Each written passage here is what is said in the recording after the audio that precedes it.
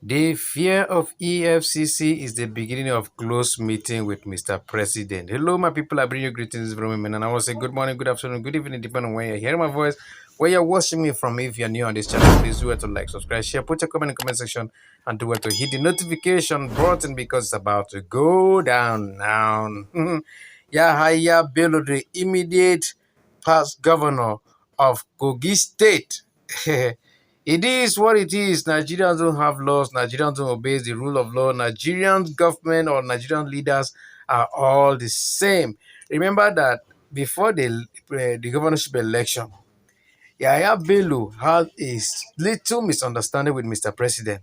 That is Mr. President Bola Ahmed Tinubu, because Ododo, or what is his name, that he brought was just there as a tool for him to still rule the state. A governor that after he was sworn in as a governor, we know anything coming from APC has always been illegal. He was sworn in as a governor. He said his office as a governor is still under the former governor, that is Yahaya Bello, that Yahaya Bello's voice supersedes that of his. You know that before the presidential election, Yahaya Bello had a little misunderstanding with Mr. President and even the party. That is why he called himself the White Lion. So, the Economic and Financial Crime Commission, EFCC, has indicted an immediate past governor of Kogi State, Yahaya Bello, the White Lion, in an alleged diversion of about 100 billion naira, said to have been committed months before he assumed office as governor in September 2015. So, but the fear of EFCC is the beginning of running to go and meet Mr. President. So Yahaya Bello fastly and sharply went to Lagos State to go and visit Mr. President in his home residence. And then they had a closed-door meeting. What do you think will be the outcome of this discussion? Because he is actually begging for immunity so that this case against him and that of Everything that happened, all the legal things about Yahaya Bello is now that they want to hold him responsible for all the things that have been happening in the state now. He now ran to Lagos to go and meet Mr. President.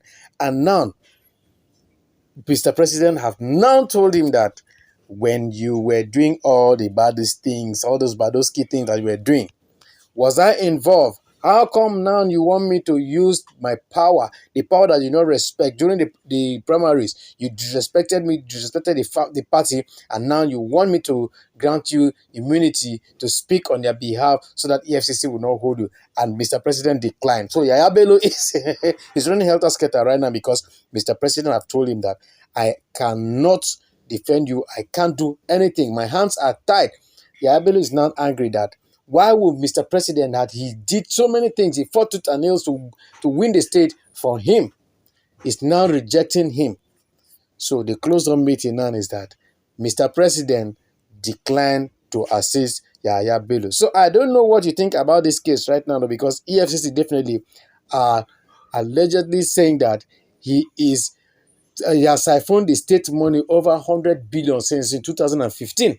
And co-guides are saying that this man, Yahaya Bello, is indeed a wicked somebody. That there's nothing, he owes a lot of salaries, he did a lot of things in the state that are not favorable to the citizen, and now he imposed someone that cannot even speak English, someone that is drinking Gary. You all saw the video now.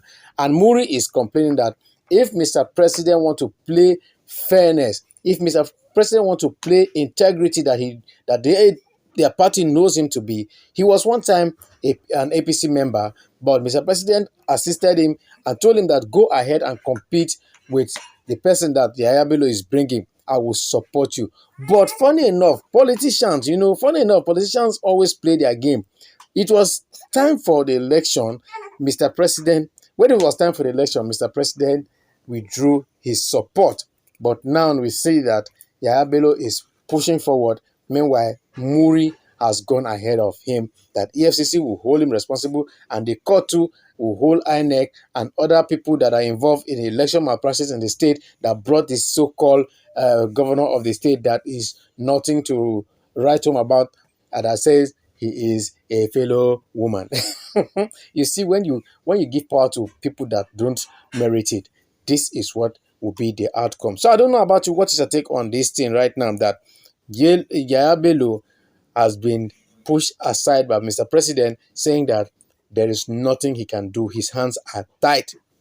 Is this a way of saying EFCC hold him or not? Put a comment in the comment section and tell us what is your take on this. I'll be right back.